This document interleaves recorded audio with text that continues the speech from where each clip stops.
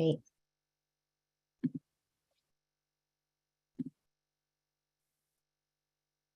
Carson, do we want to start with some quick introductions before I share my screen?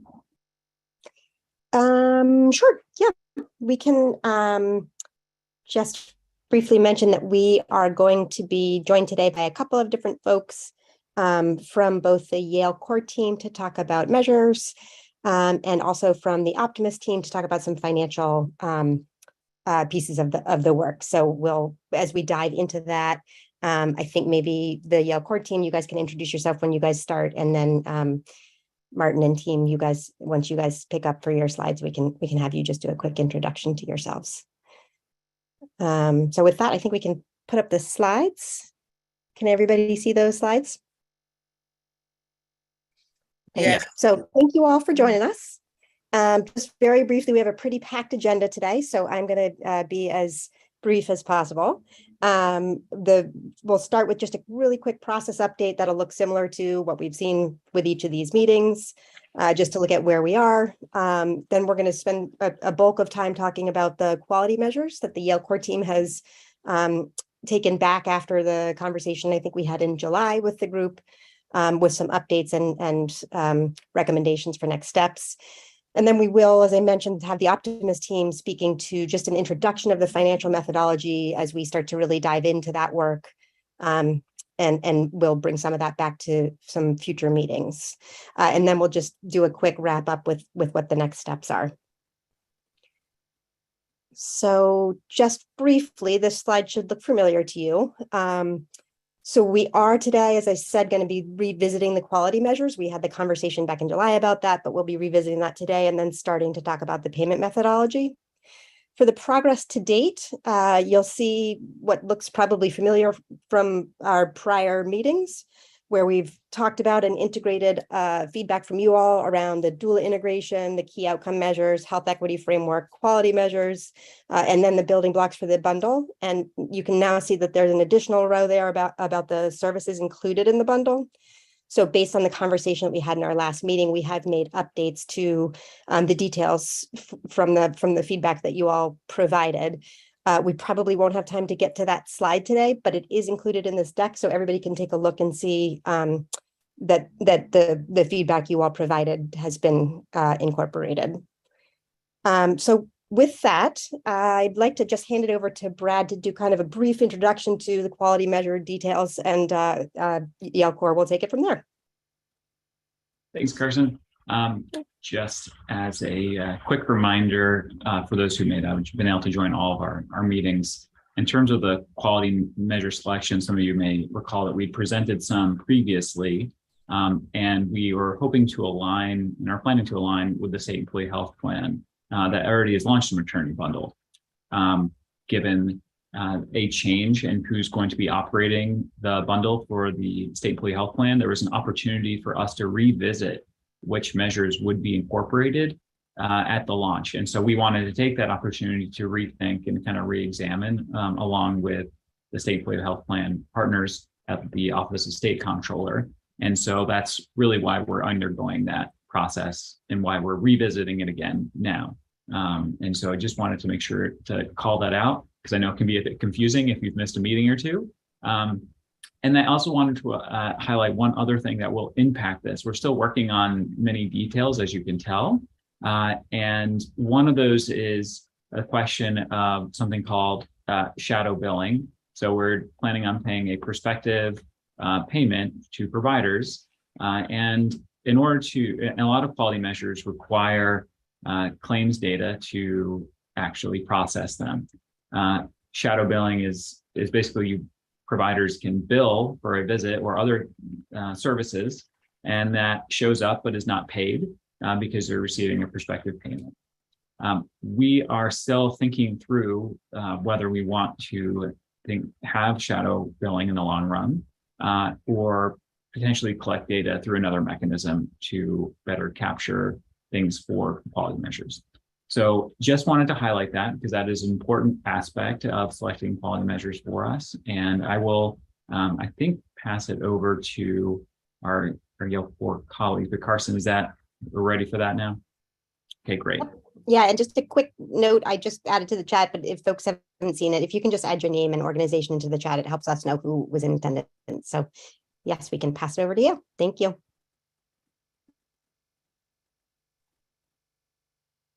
And I was just going to say, Val, if you don't mind, just have the Yale Core folks just say a quick hello and intro, because I know some of you are familiar probably with the team, but for those who are not, it'd be great to have that verbally out loud. Sure, great. Good morning. My name is Valerie Danilak. I'm a perinatal epidemiologist who works at Yale Core, and I've been helping to lead this team. I believe we have about 5 members on this morning. Jenny? Hi, everyone. My name is Jenny Murphy. I'm the research coordinator for the team at Yale. Tamid? Good.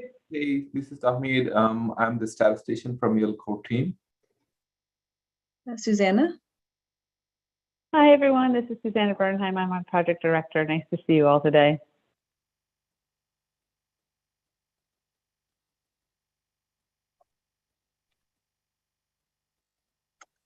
Great, thank you.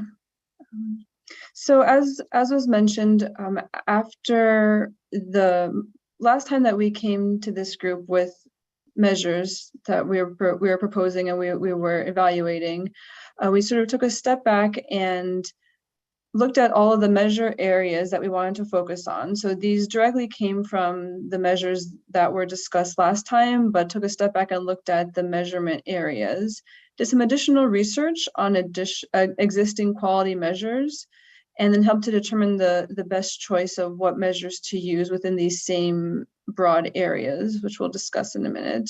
And then we are now presenting revised recommendations for quality measures that we think can be implemented in the first year of the bundle.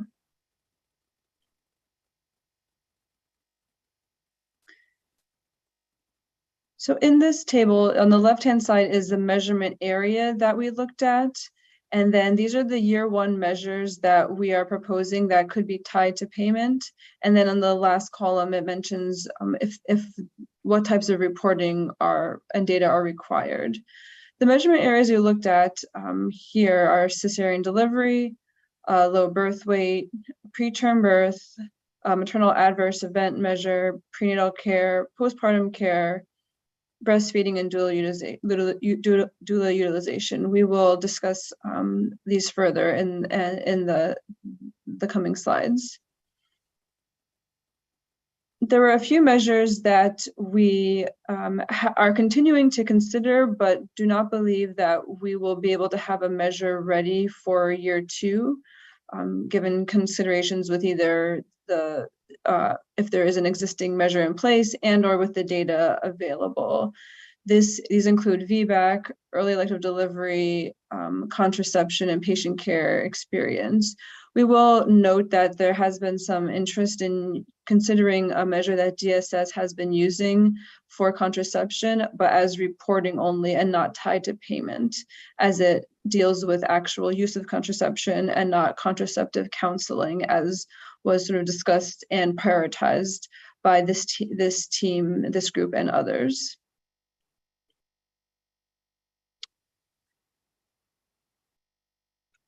For each measurement area, we reviewed both the state employee health plan measure, which we'll refer to as SEHP, and then the DSS custom measures that were produced by the Community Health Network of Connecticut. And then also looked at other measures that were in national use. We gave preference to the DSS measure or something like it when possible, unless an external measure had a compelling advantage.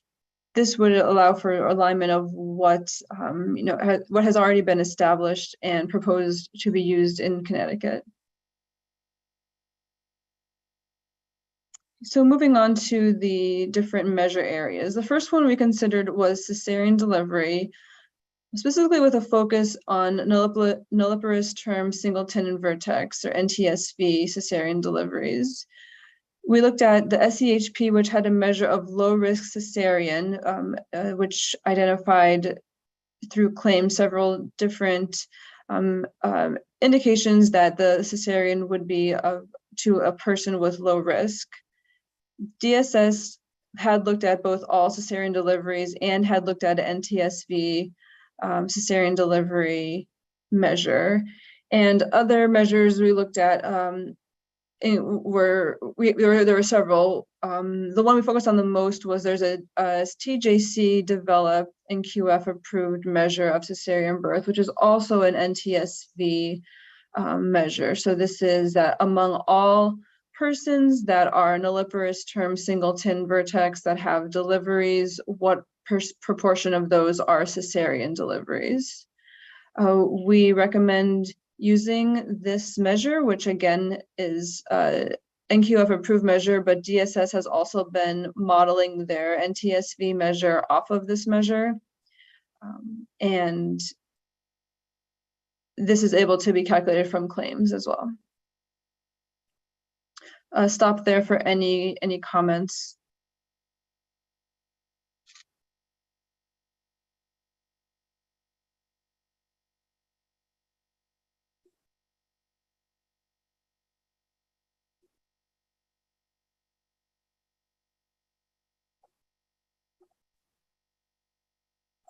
I think it looks like we don't necessarily have any comments yet, but folks feel free to jump in as Valerie continues if you have anything either in the chat or take yourself off mute and you can ask a question.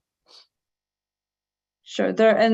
Among these measures, there are some that we make a more clear recommendation, and there are others in which we will actually be posing questions for this group to comment on. And Valerie, I do see a question that has just come in the chat. Will you consider adding IPV screening education? And then there's Ashley provided a link for some of those codes.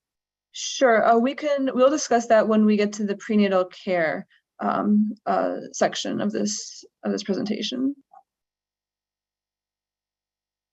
Thank you. Next is low birth weight. SCHP had a measure that looked at low birth weight or premature babies. They actually had two measures. One was in nursery level 1 and one was overall low birth weight or premature babies. We had discussed previously that we would not want to use a measure that was tied to a nursery given differential requirements and use of nurseries at the different hospitals. The DSS measure was a low birth weight measure that had ICD codes for life or gestational age, small for gestational age, low birth weight, or ICU care for low birth weight infant on the newborn record, and the denominator is all births. We also note that there's a CDC, a Medicaid core measure that was also NQF approved, which is live births weighing less than 2,500 grams. And this, though, comes from birth certificate data. We recommend using the DSS low birth weight measure because it does satisfactorily capture low birth weight or small for gestational age and uses claims data. So we do know that there are some pros and cons to focusing maybe only on low birth weight versus focusing on small for gestational age and low birth weight. So we do propose to use the DSS definition, which does include both. Some codes are for small for gestational age, and some codes are for low birth weight. But we wanted to see if there's any comments here in terms of a measure that would include both versus one or the other, in terms of low birth weight only and small for gestational age.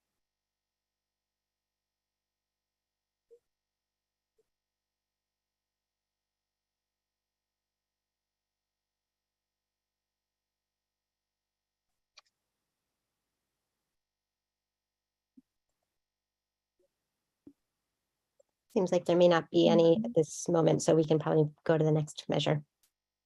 Okay, next is preterm birth and or preterm labor. We looked at the SCHP measure that again included preterm birth in their low birth weight measure. The DSS measure measured preterm birth, preterm labor, and placental issues among all delivery encounters. And then we also considered possibly creating a new measure, which based on preterm birth codes. Our recommendation is to measure the rate of preterm births using the preterm birth ICD-10 codes identified by the SEHP measure. So again, the SEHP measure used codes that would identify both low birth weight babies and preterm babies, and we suggest using only the preterm codes that was already been developed by SEHP. And we think that the codes that the SEHP has used are more aligned with the preterm birth codes than the ones that DSS and CHN had been using. And also to note that for the SEHP codes includes codes that are both found on the maternal and the newborn record. So we have two different chances to pick up any codes that would indicate a preterm birth.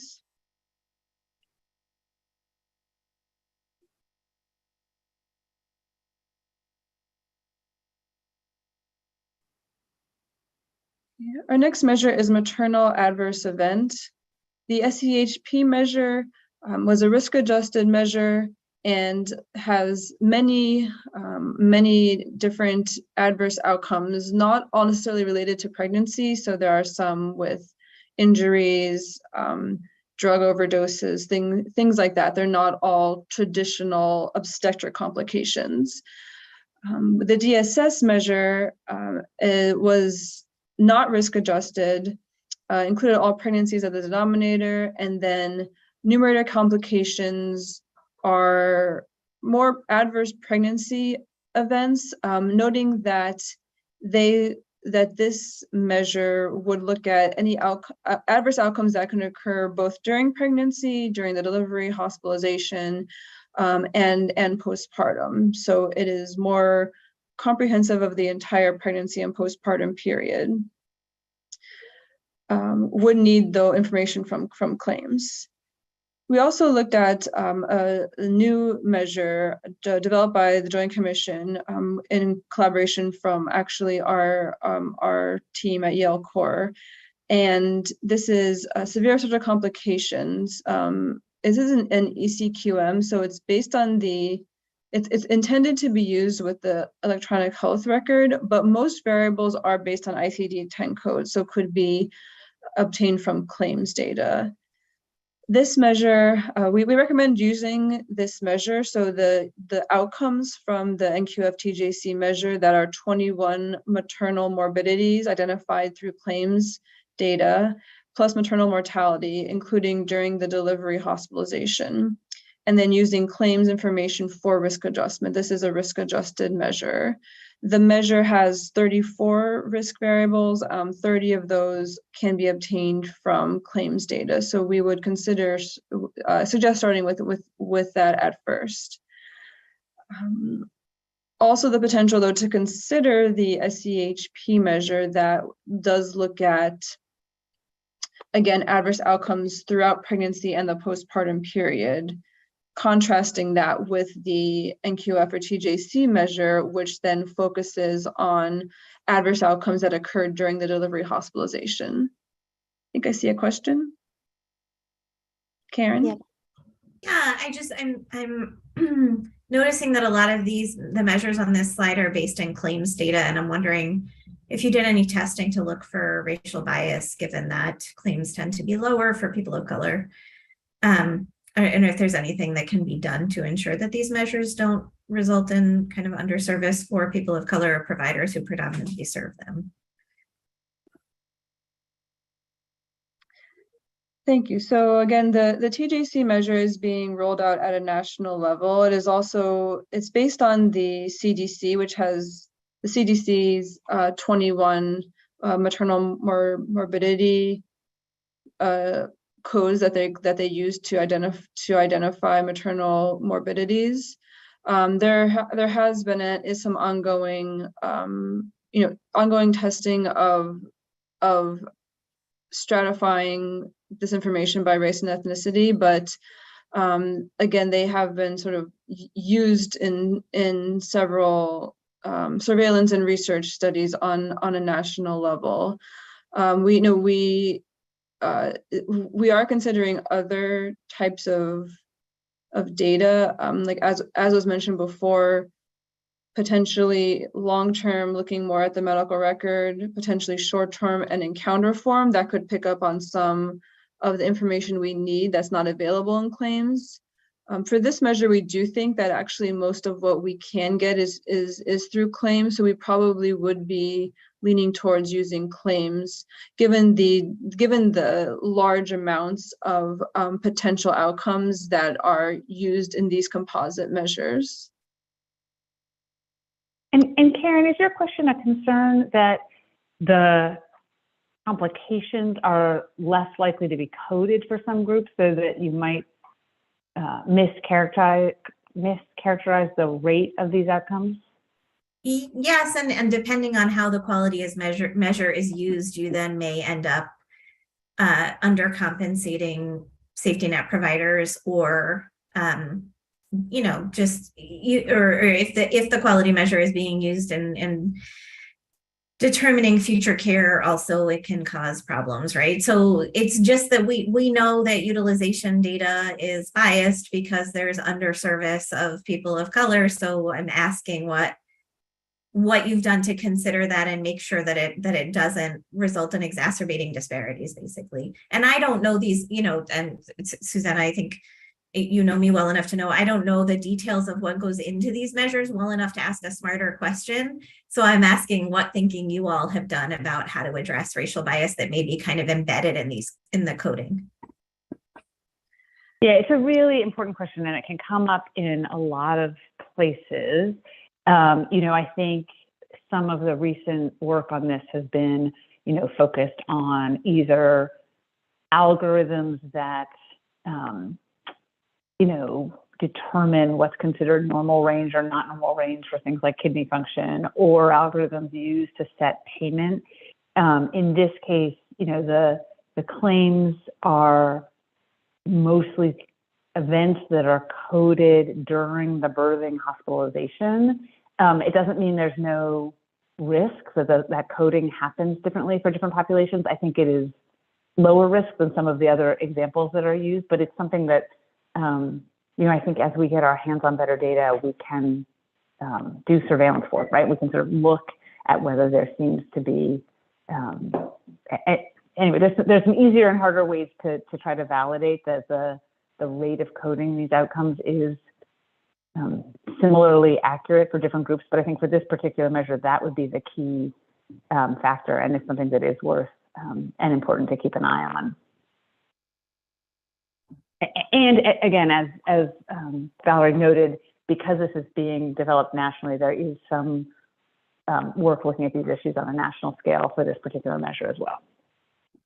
No, that's helpful. And I think I would just ask maybe later in the presentation or when we get to the end, if there's a way to build in some monitoring for how bias may or may not be showing up in the data. I think that would be really helpful for future course correction. And to note as well that during the development of the TJC and QF measure, there was a lot of stakeholder discussion about the incorporation of race and ethnicity. It was decided not to adjust race and ethnicity for fear of sort of adjusting away some of the differences, or that would be inappropriate. But at the same time, also want to stress that this is a risk-adjusted measure. And it's the only risk-adjusted measure that we actually are proposing to use here, noting that, you know, there are differences in risk. Some of those are tied to race and ethnicity as well. In the testing of this measure and the development, we do see that differences in the unadjusted rates of the outcome are attenuated when we do the risk adjustment. So we are seeing that some of the risk factors, you know, are related to race and ethnicity in a way that adjusting for the risk factor, which we believe is valid given that it is, you know, an existing condition that happens before the delivery hospitalization, and so in which the delivery hospital would not really have much control over that existing condition. You know, does in fact address some of the race and ethnicity disparities a bit. I know that doesn't answer your question entirely, but wanted to also, to mention those 2 points. Well, I appreciate that, and I don't want to hold up the conversation, but I would say that risk adjustment that is based on diagnostic codes also tends to have bias embedded in it, right, because of underservice. So I just would want to keep a close eye on that. Amy? Yeah, I appreciate and echo Karen's comment there. And I am wondering about the use of the delivery hospitalization. And we know that, it's a minority of maternal mortality events and severe morbidity that actually happens during that time frame. And was there consideration, especially because this is not, I don't think what we're measuring is the hospital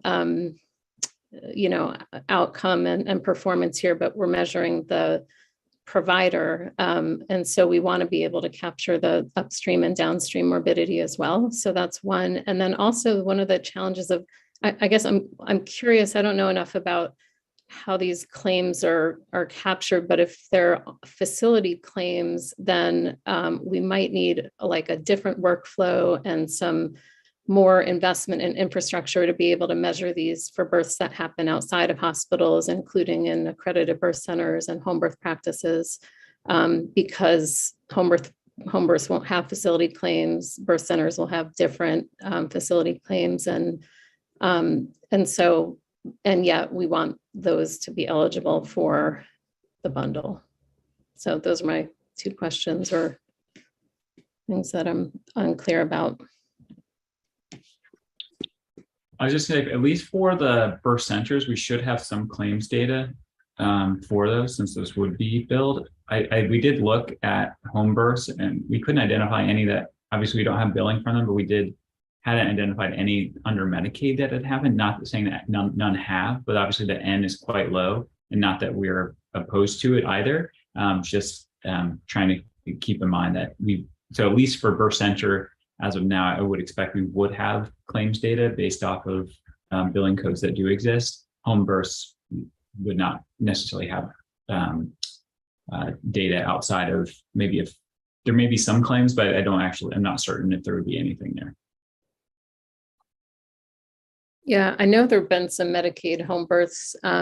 Maybe the one practice that was doing it regularly closed a couple of years ago. And my understanding is that people have been getting paid by Medicaid, but by submitting the claim after the fact themselves and getting reimbursed. So I don't know if it gets picked up the same way, but anyway, and then birth centers, sometimes their facility claims are just done different ways and need a different workflow to be able to capture. So just want to make sure as we're measuring these things, we don't accidentally miss or exclude the birth center births. Thanks. In terms of your first question as well, so that is one of the points that we actually wanted to bring up today. And given the new bundled payment and that fewer claims will be required given the bundling and the payments, that we are interested to know providers' agreement with potentially using these shadow claims. So having to submit claims for conditions more as a way of tracking them, and for surveillance purposes than to actually be paid for a given claim. We are proposing maybe to use that for certain things like prenatal care visit in general. For example, in the SCHP measure, there, or both measures, there's hundreds of claims. So if we are to move to, thinking about prenatal care or adverse outcomes throughout all of pregnancy, it would be having to consider a protocol in which the provider would have to know about 300 or so outcomes, know that they would have to submit a shadow claim if any of those outcomes occur. So that is one of the issues currently under discussion, that we are is a little bit more challenging to use prenatal care claims given the structure of the new system. And Brad, feel free to jump in if I misstated something there. Yeah, no, thank you, Valerie. I think that we haven't quite landed definitively, I think, on how to do this. one thing we're trying to keep in mind is we're trying to move towards a prospective payment for providers that adds flexibility for how care is delivered. Requiring shadow billing, depending on a few variables, could make for less flexibility for providers in how that care is delivered. But the downside could be that we don't have as much data, and we all know claims data is imperfect, but it is data that we can use. And so just to say we have not definitively landed on one way or another on this, but it does impact this, and just wanting to highlight some of the challenges there. So thanks for the opportunity to clarify. Yeah, I'll also just measure or mention one quick thing, because we've used a couple of different measures and projects to look at severe maternal morbidity, and ACOG and SMFM have sort of a proxy measure for identifying them for the purposes of case review, which is just, I believe it's maternal admission to the ICU or greater than 4 units of blood products. And so instead of that laundry list of CDC indicators, it's probably easier to find and captures, a similar proportion of cases. So. I saw Dr. Canty had put a note in the chat. Canty, do you want to elaborate further?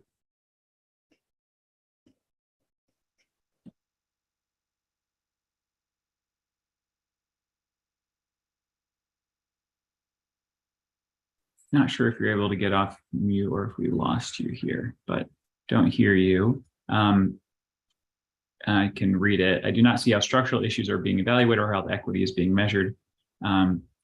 I'll just say one quick thing. I'll pass it over to our colleagues, but you may recall that these are measures that we're looking to tie specifically to payment reporting at the provider level. We do have another set of outcome and overarching programmatic measures that we are disaggregating by race and ethnicity to monitor.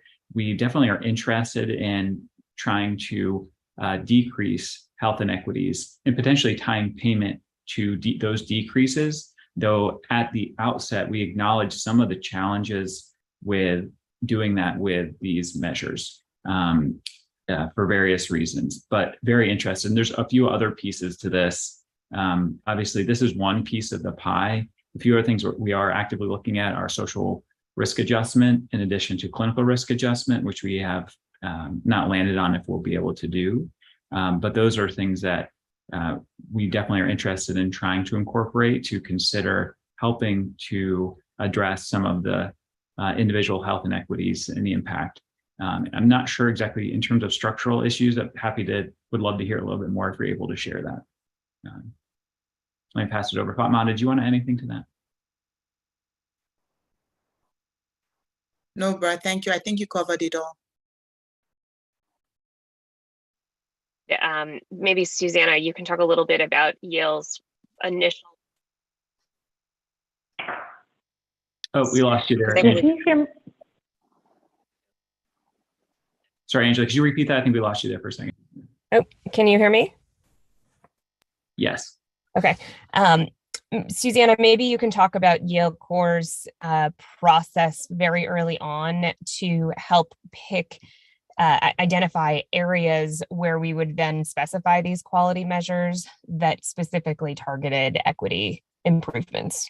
Because I know that was definitely part of the methodology at the outset. Yeah, thank you. Yeah, so a couple of things, right? So, I mean, Brad spoke briefly to how to think about equity in the context of the payment, and then also the work that your team is doing, Angela, to think about the overall measures and tracking for the program as a whole, a decrease in disparities. But then for the quality measures, I think there's two pieces. One is exactly what you were hinting at, Angela. One of the first things our team did was to review the literature and to make sure that the provider level quality measures focus on areas of known inequities, so that there's that initial opportunity to track improvement in areas that are particularly important. Over time, I think that there is a hope, as Brad said, even for these provider level measures to begin to look specifically at disparities in these measures. There are some barriers to doing that right from the start. So, level one is making sure we're tracking things that are important for health disparities, and then in the future, thinking about whether or not it makes sense to specifically tie payment on these measures to closing those gaps. And then the third thing is you'll see up ahead is ensuring that the measures also help to identify if some of the features of the models are not being used equitably. And so that, for instance, as folks know, the availability of doulas has been shown to be a really important feature that can help ameliorate somewhat inequities in maternal care. And so then it becomes important to make sure that those features of this bundle are available broadly. So I think a couple of ways that we're thinking about this from the quality measures that will sort of roll out over time.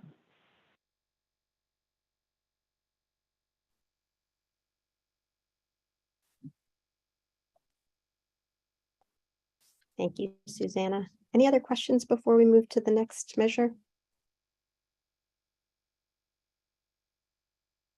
Okay. Our next area is prenatal care. We considered the SCHP measure, which is called missing chlamydia, group B strep, and other screening missing vaccines. This looked at whether there was at least one screening or vaccine given during prenatal care versus no evidence of any vaccines or screening conducted during prenatal care. We also considered a HEDIS measure, which is NCQA measure of prenatal care that looked at the percentage of deliveries in which women had a prenatal care visit in the first trimester. There are several other definitions of adequate or adequate prenatal care that we also considered. We are recommending that we create a custom measure of the proportion of pregnancies where the first prenatal care visit occurred in the first trimester. This would align with this HEDIS measure.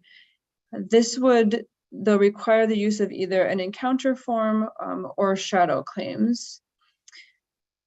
In addition, and more recently, there has been some recommendations or suggestions for a prenatal screening measure specifically for mental health, substance use disorder, or IPV. Again, we are considering such a measure. Would most likely also have to have data that is collected on an encounter form. So a provider directly checking a box as to whether they conducted a screening for each of these reasons.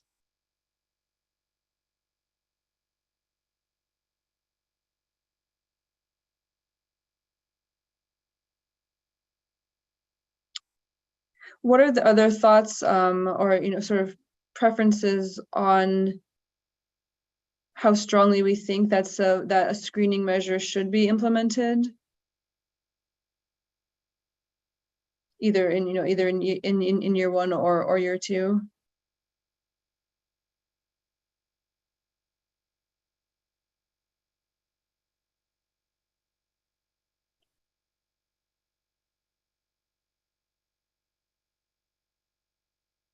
Yeah, I just want to acknowledge that in the chat there is a note earlier from Ashley with a link to some codes related to the IPV screening, so that's helpful. Thank you.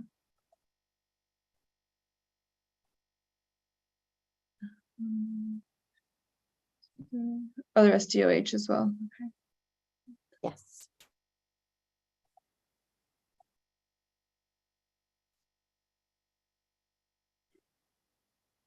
Okay, moving on then to postpartum care.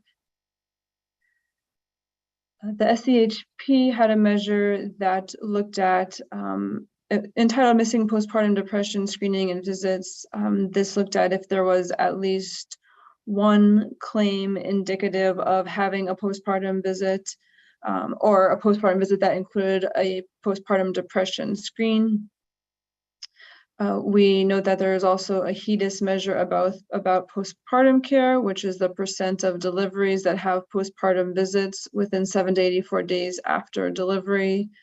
There are some other, we examined some other measures. We recommend creating a custom measure of proportion of deliveries with a postpartum visit within 7 to 90 days after delivery. We are suggesting the 90 instead of the 84 because this does align with the planned bundle period, which extends 90 days after delivery. And again, this would require the use of an encounter form that would note the presence and or timing of postpartum interactions with the healthcare system or shadow claims for postpartum visits.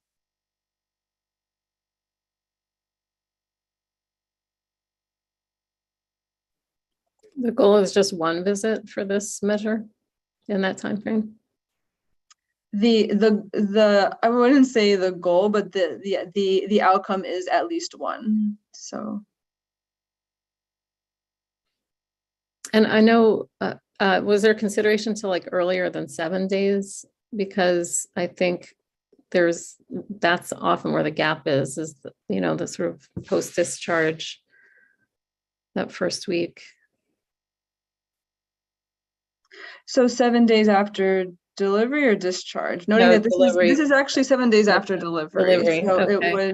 it would be only 2 to 5 days probably after discharge starting. Okay, I guess that makes sense. It's just and I will add the HEDIS measure looks for 2 visits, not just 1. So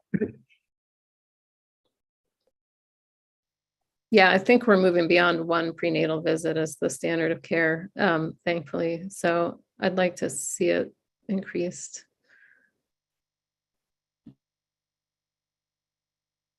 Great, and I see Karen has a question. Yeah, I was just curious if there's any measure tracking postpartum visits with non-clinical staff, so doulas or community health workers, home visiting programs.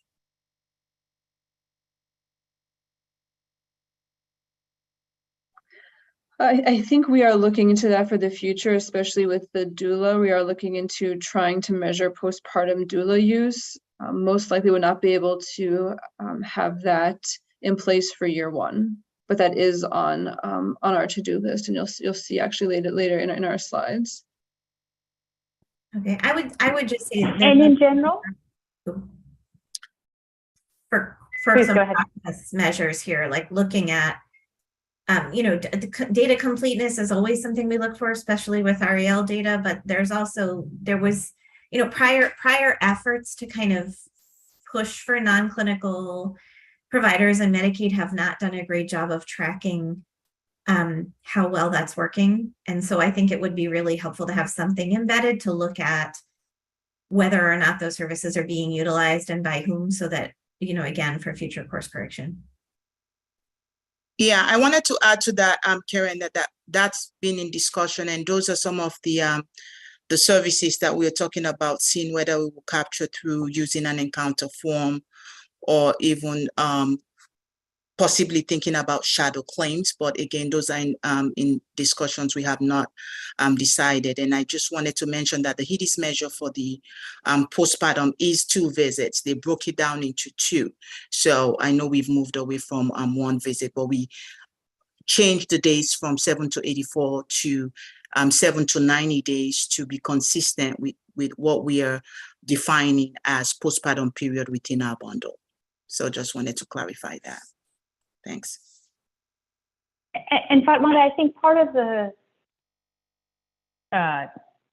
thinking with some of these is trying to balance the benefit of a bundle that allows for moving away from a sort of service by service payment with the need to capture some kind of encounter or shadow claim in order to measure some of these key areas. And so if the group has strong opinions about that, I think it would be very helpful for us all to hear sort of the burden of continuing to provide the state with information about these encounters in order to measure that these things are happening in the context of a new bundle.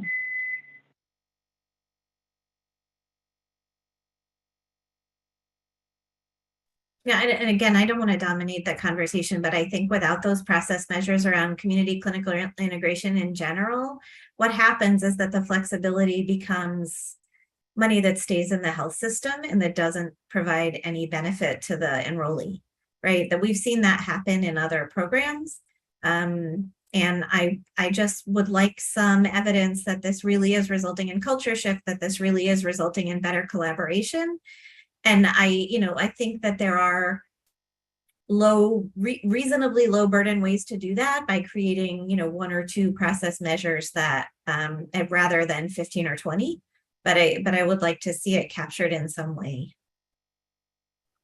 Yeah, thanks, Karen. We are with you on that. And any ideas you may have regarding process measures as we continue to think this through in terms of how we can also capture that information as we move into the bundle will be helpful. But thank you.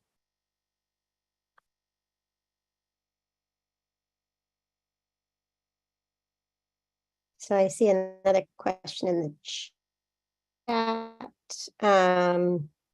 Are there 2 visits with the OBGYN? How is postpartum? So I think the answer to that was that the HEDIS measure does capture 2 visits postpartum. And I think the response, I don't know, Valerie, if you wanted to jump in about the doula, but that's a measure that we're looking at, but likely won't be ready for year 1. Yeah, so we're looking into we're looking into measuring postpartum doula use. How postpartum doula use is wrapped into the bundle is probably a better question for DSS. So in terms of postpartum care, so we are paying for the visit and we'll be doing additional payments in addition to currently what's being reimbursed. In terms of postpartum versus preterm doula care, we haven't necessarily specified what the exact expectations are in terms of doula utilization. I think we are looking for more doula utilization than less, though we recognize this will take some time for integration because of how we're operationalizing it. We know that there's not a lot of providers that are currently integrating doulas, and over time, we're really hoping that that both integration will occur, and that's part of the doula integration work that will be shortly launched to at least help streamline that initially. We recognize over time, not just was there a doula present at the birth, that is, probably one of our first process measures, but in terms of postpartum, I think there's some decent data that there's value there. The question is, how many measures do we have and how do we capture that? And that may be something we add to an encounter form. There are new, just FYI, there actually hadn't been CPT codes previously for doulas that could be billed. Those are actually being added. And so if we are thinking about shadow billing, that is a possibility. But this is a big challenge for us in terms of capturing the right data, including the data about how is this integration going. So we recognize there's some significant challenges with actually monitoring and capturing some of this. And we're very interested in both trying to do what we think makes sense and then monitoring and changing course when it may not be, especially after over the first few years when we recognize that it will be likely imperfect. And so we'll rely upon you and others to help us get feedback and to help identify areas for course correction and change. Batman, do you want to add anything to that?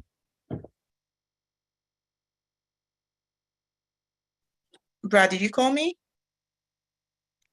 I think you did a great job highlighting that. Thank you.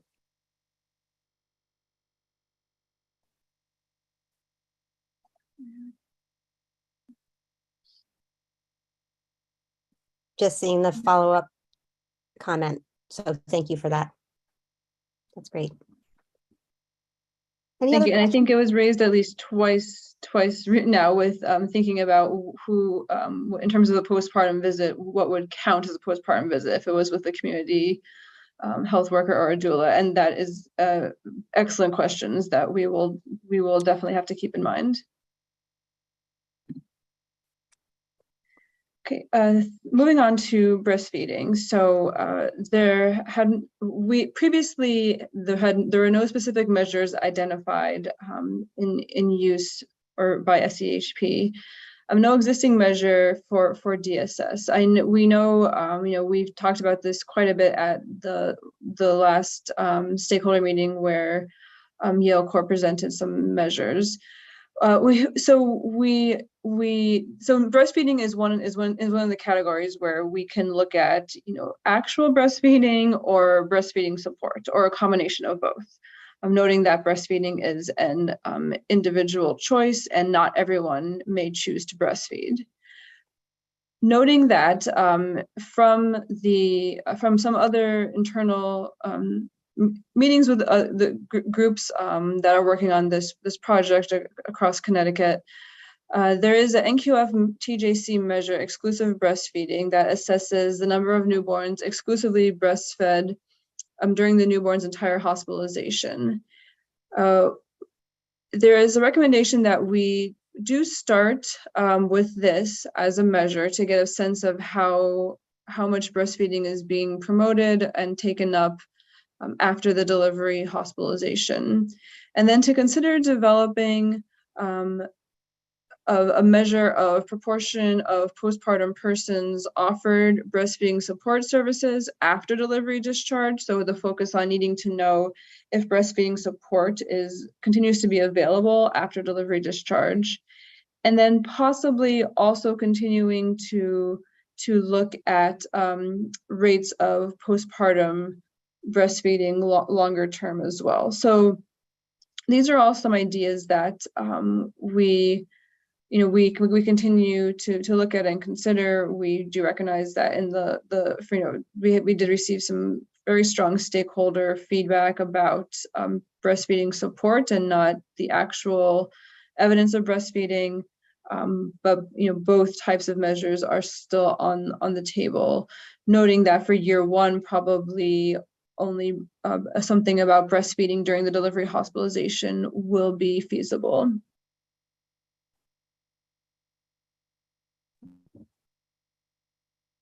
And I see Sophia Perez has put a few things into the chat. Yeah, that can be used as a measure breastfeeding initiation time. The recommendation is within first 1 hour postpartum, but it would be helpful to have information about when mothers that were breastfeeding were initiating breastfeeding, and what type of counseling support were provided and by whom. Okay. So that's another one. That Thank is you, very Sophia. important because are related with breastfeeding duration. Mostly the first one with longer breastfeeding duration. Exclusive breastfeeding duration. Got it. So the data around those things would be helpful. And I see Lisa has jumped in with suggesting that the PRAMs will capture some of these breastfeeding measures. I don't know, I'm not familiar enough with the PRAMs to say which ones. Yeah. But would go ahead, Mara. Sorry, Carson. No, thanks, Lisa, for mentioning that, because we worked with Lisa and our other colleagues at DPH to include some breastfeeding and doula and social determinants of health measures where they do this, I think it's pregnancy risk assessment monitoring survey for residents in Connecticut. However, they will be oversampling Medicaid members and outreaching to them to make sure that they have a good sample size and good response rate. So some of this utilization will be captured.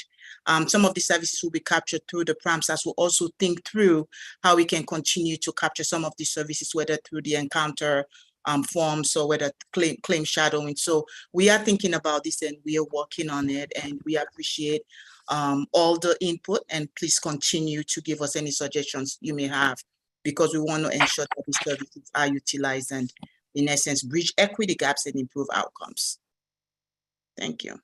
Great, and I just was going to add on to what Fatmata said, that we've been talking with the team at DPH, like Lisa and team, about trying to incorporate some of the PRAMS data into our overarching programmatic outcome measures. that are, again, are different from this, but very much related. So like, how do we know if the program's working? And we are looking to, again, do disaggregation by race ethnicity for specifically those outcome measures from the start, acknowledging that these were our measures that we're looking to at the provider level. So we need enough data from each provider to be able to hold providers accountable for these outcomes. And I know that may seem a little bit confusing, but again, we have these overarching programmatic measures, and those are, again, where we're going to be looking to include PRAMs for now. That's that survey that I won't. think Brad froze.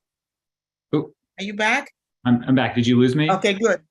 You froze for a minute. Oh, no, I'm so sorry. I was just saying it's confusing between outcome measures and these measures. These are really at the provider level. Again, all of these measures are important. The outcome ones, we are at baseline planning to disaggregate by race, ethnicity. These ones were, over time, we're very interested in doing that at the provider level and holding providers accountable for decreasing health disparities, though we recognize we are not going to be able to do that from day one. And so but we appreciate a lot of this week. There's a lot of challenges with capturing some of this data, but we really are interested in improving this over time and trying to identify some of this. And some of this hopefully will improve as, I'm just going to put this out there, as our health information exchange improves and we have better data from providers, and we can mix that with claims data or just with encounter data or some of our outcome data. So I think over time, this will get better. We're going to be challenged, I think, up front with some of this, but I'm hopeful that over time, we will be able to have a better lens into what's happening for our members and with providers. Yeah, Brad, thank you for adding that. And I wanted to add one thing up. I just want to add one thing on top of what you just said. We also added some respectful maternity care questions with the DPH PRAM survey in terms of thinking about patient experience while we move to that as well. Just wanted to add that.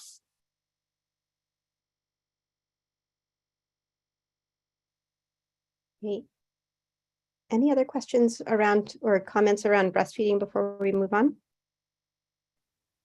Carson, I think someone asked a question in the chat about how we collect encounter data. We currently are collecting similar data through a portal that was implemented by CHN through the Obstetrics Pay for Performance.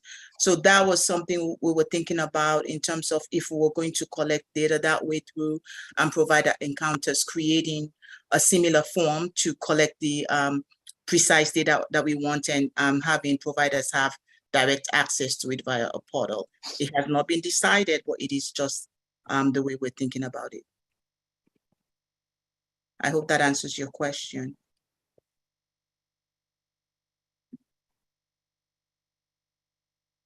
Great. That looks like it did.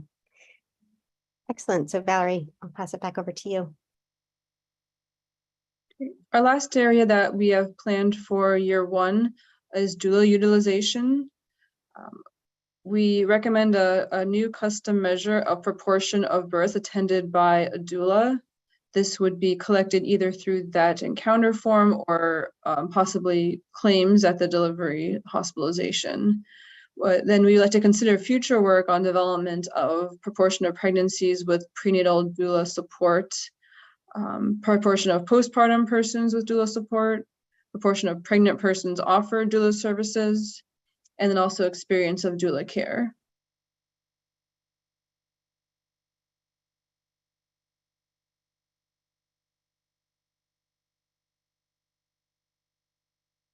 So those are the areas that the 8 areas we propose for measures in year one. I know we are over our time for our portion of the presentation, so I'm not sure if you want us to continue to highlight the other 4 areas for future consideration or not. I think we probably just briefly, just really quick, just okay. team up and we'll, if we need to, we can bring it back at another meeting. Okay, I will highlight them without too much additional discussion.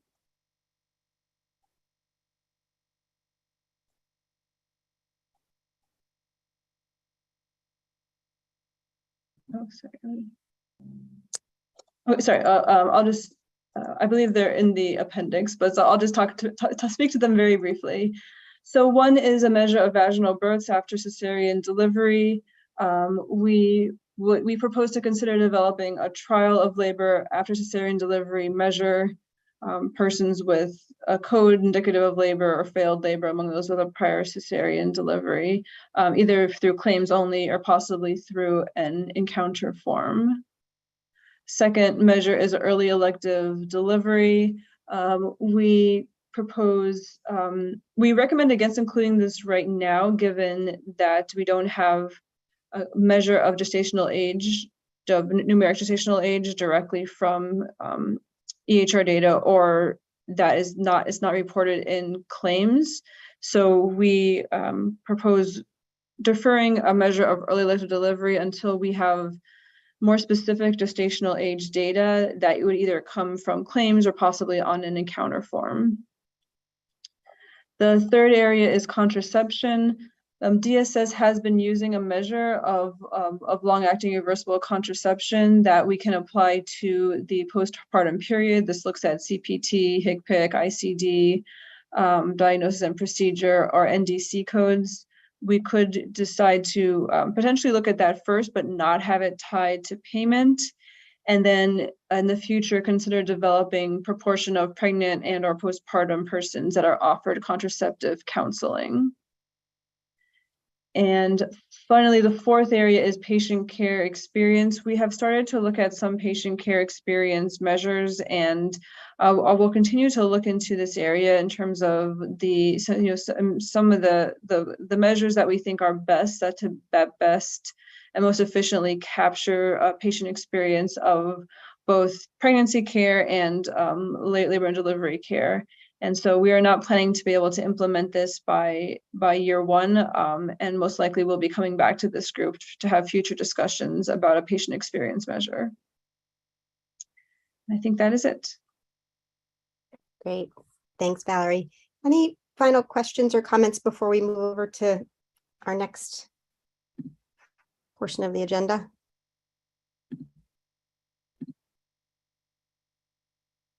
And as always, please feel free, if there are things that come up after the meeting, to reach out to us with any questions or comments as well. So with that, I will, we do have a question. Will patient experience be publicly available? I mean, we're planning, so we haven't, if we are able to incorporate it, which is still a work in progress, the goal would be yes, that would be part of our publicly reporting outcome measures. Great. Thank you, Brad. So with that, I will pass it over to, not sure if it's Winter or Martin. If you guys quickly want to just introduce yourselves as well to the group so everybody knows who you are, that would be great.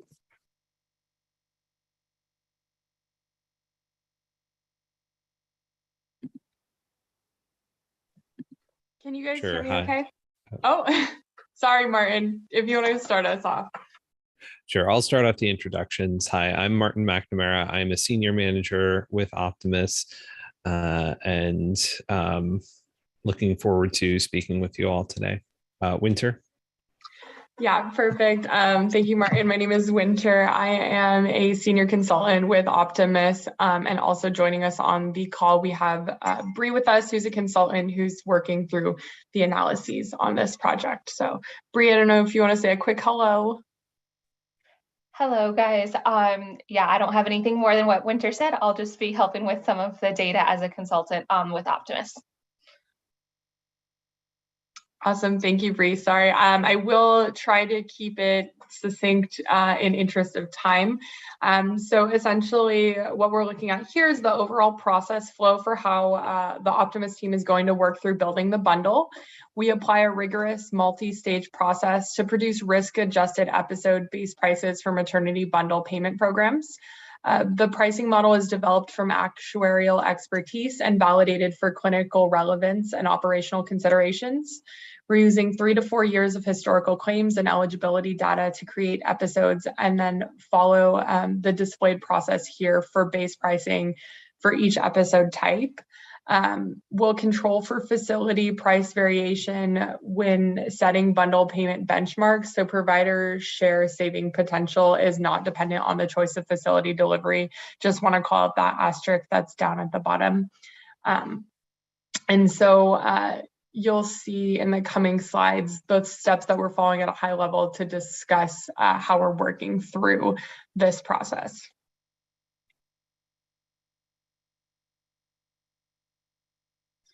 Okay, perfect. Thank you. So these are the 4 primary steps with building the bundle payment model. As previously discussed, we've begin with defining exclusion criteria. So this is to ensure only complete and accurate episodes are used for pricing, and we remove episodes and members from pricing process that would prevent a complete and accurate model. The next step is creating a standardized episode cost. So price standardization allows amounts to be applied to all services assigned to episodes to remove differences in fee schedules between providers. These are then summed up for each individual episode to get the total standardized episode cost to predict outcomes in risk adjustment models. The next step is Windsorizing or Windsorization of outliers. So Windsorization is the transformation of statistics by eliminating extreme values in the statistical data to reduce the effect of possible spurious outliers. So this is to ensure that episodes within unusually high costs or incomplete episodes that otherwise meet the inclusion criteria do not influence the final episode price. We apply Windsorization to the cost of outlier episodes. As an example, total allowed amounts for episodes below and above 5th and 99th percentiles are reset to those thresholds. And those specific values may change when outlier analysis is completed. And then the next step that we go through is establishing trend prices.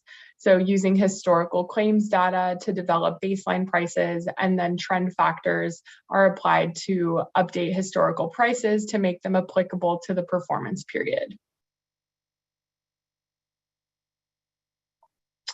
The next step that we do is risk adjustment. So after we develop a predictive model to episode cost of each bundle, and the models use standard episode costs, we then predict the outcome through tested and clinical validation of risk factors to capture clinical risk and the clinical risk of individual patients and the effect on episode of cost.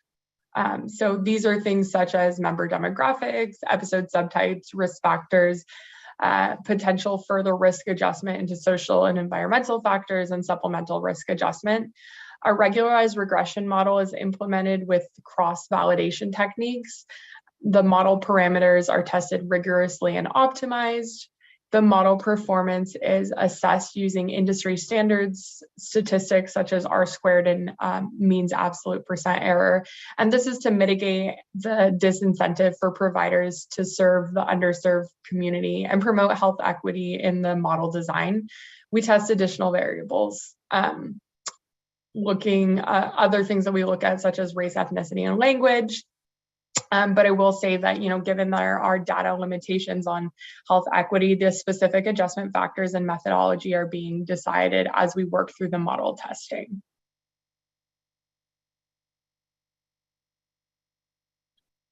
So this is an example of base price and case mix. So please recognize that these numbers are just samples and not actual. So for each attributed provider, their trended and Windsorized episode cost is summed up into a base price. The base case mix score is the ratio of the provider's average predicted price of the episodes and the population average price of the episodes. The score represents the patient case mix of provider related to the total population for episode prices in the baseline period. Values greater than 1 indicate more complex case mix, such as high risk. And then values less than 1 imply less complexity or a lower risk patient. This again is just an example of how the pricing could look. As we dig deeper into the analysis, we'll be able to provide numbers that more accurately represent what we would see in Connecticut.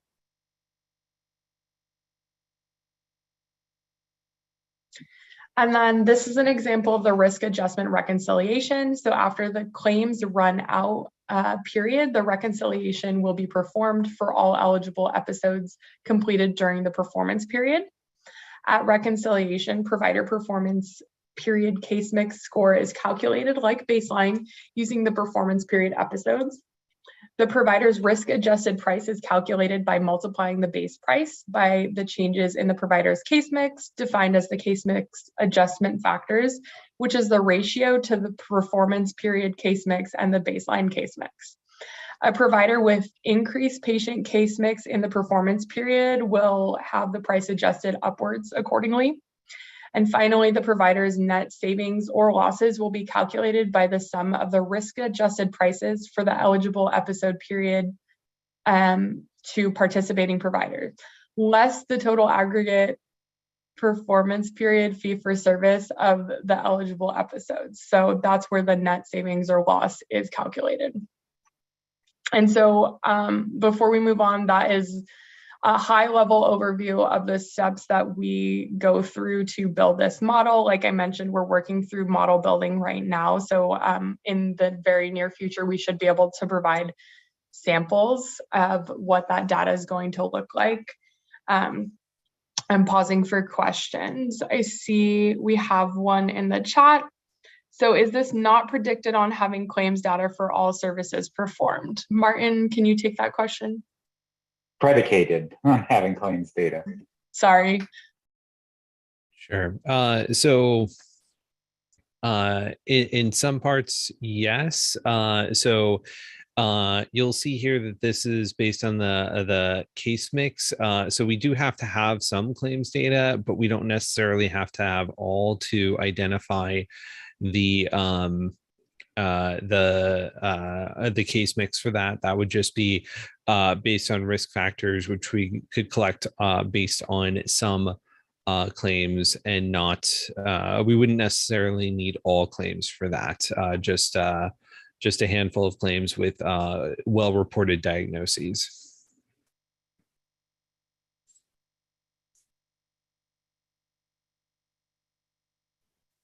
The next comment question I'm seeing in the chat is risk adjustment can be really key to equity. Will we go into more detail involving how risk adjustment is being calculated? It could be that further along in the presentation. So today we don't have time to go deeper into risk adjustments. And like I mentioned, risk adjustment we're able to work through based on what data we have available to us, which could be limited. I don't know, Martin, if you have any additional comments on that, but not something we're able to dive into today. I was just going to add one thing that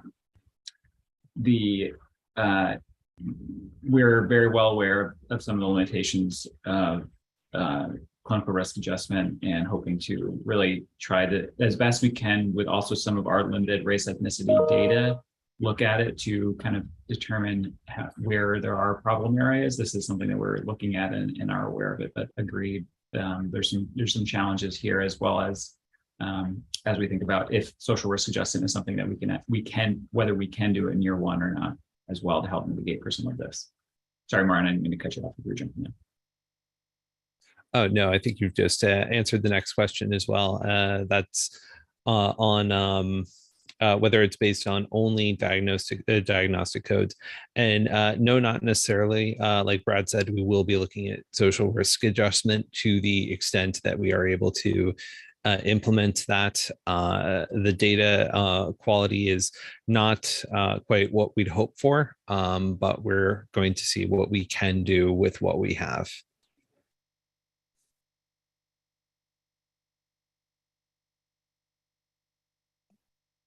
Any other questions for our team on building this model?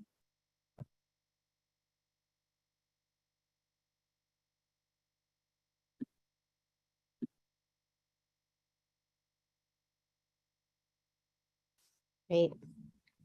Thank you, Winter and team. And again, I would say that was a lot to digest. So if you have other thoughts, questions, comments, please feel free to reach out with those, and we will certainly take them into account as we continue this work. In terms of the next steps, we will incorporate feedback from today's discussion in finalizing the selected quality measures for year one, and then to inform the future direction on the financial methodology as just discussed. And just as a reminder, the next meeting is going to be on the November 15th, which will be the provider payment focus discussion, that kind of smaller group. And then on November 22nd, we will have our next advisory council meeting where much of this will be brought back to share with you all for any updates that have been made. So before we close out, like I said, I know this was a really hefty agenda today. I know there was a lot to digest in here, and we will make sure that everybody has the slides so that you can spend some time with them if you'd like to. Carson, there's a question from Claudia in the chart. Just seeing that. So can you elaborate on what is missing in the data quality? Would like to know where the gaps are. So I think, Martin, this is calling back to your comment a moment ago. Sure. So not everyone has race or eligibility information, or sorry, race or ethnicity information in their eligibility information. So it's mainly a question of completeness on the data. So there are some gaps there. It may be that they chose not to report their race or ethnicity information, or it wasn't requested at the time that they were applying for eligibility or something along those lines. I'm not sure exactly what's going on behind the data there. I only know what we're seeing in the data set that we've received. And I can add to that we have had this has been a historical issue with collecting race and ethnicity data. And as far as I know, and maybe even Dr. McGrath can validate that, we have a large percentage of members reporting other. They put in their race and ethnicity in the other category. And so we have that is growing as well. So, which is why it behooves us to begin to think of ways to collect that data, even in terms of collecting it at the provider level. But these are all things that we've discussed in the past. So that is what is the way we're collecting it, or the way members are reporting it, is what's impacting the quality of that data. Dr. McGrath, do you want to elaborate on that? That's correct, Fatmata. There's about 30% of the total Husky membership that chooses not to report a race or ethnicity data. And that's gotten only worse over time, particularly under the last administration with the public charge rule changes that were made. So it's a struggle to overcome that barrier. And there's just some other things that we may be missing. Is utilization is often not uniform by race, ethnicity, and language. Especially, there's very good data that people who identify as Black in the Medicare population use less resources, despite often having higher illness burden. And so those are important factors as well, as we look at our data, as well as what's underlying that data and what societal factors are driving some of those things. And so just recognizing that, even claims data, even if we had all the data we wanted, claims is still going to be limited, and there's still going to be bias in that data. And so how can we best mitigate that so that we don't, so there's not cherry picking, and we can try to incentivize to make sure that everyone has access to providers of their choosing, and providers don't feel like they're getting underpaid for providing services to people who might have more complications or more comorbidities potentially. And so these are definitely considerations that we're trying to keep in mind, acknowledging that there's going to have to be trade-offs to some of these decisions as we move forward. Great, thank you. I see Karen also just added to the chat, even under public charge, the research showed that we ask for race and ethnicity, most people volunteer and answer. I hear that's a challenge. I'm not minimizing that, but I think the solution lies with providers and ASOs, not with people's fear of sharing the information, which I think is in line with somewhat with what Amy was saying as well. And Amy making the suggestion that CHWs and doulas may be better at eliciting the details here, which is potentially an opportunity to innovate down the road. So thank you both for that.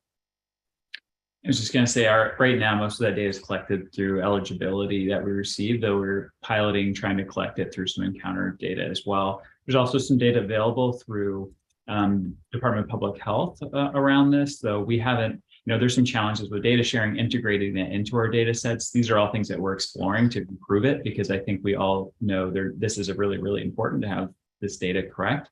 We also do internally at DSS have a data governance group that is looking at ways to improve this data collection. We know it's really, really important, but we appreciate the continued emphasis on it from this group and continue to push us on that. Great. Thank you all. Anybody have any last minute comments, questions?